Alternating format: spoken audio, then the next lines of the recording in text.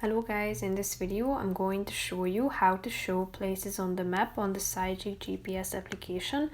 But first I just want to mention, don't forget to subscribe to my channel because at 10,000 subscribers I am going to show you my whole YouTube revenue statistics and growth strategy, how to make money online. Now let's jump into it. First of all, open the app on your phone.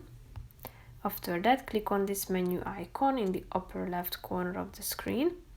Click on Settings, then tap on View and Units within the General section. And now click on Places on Map.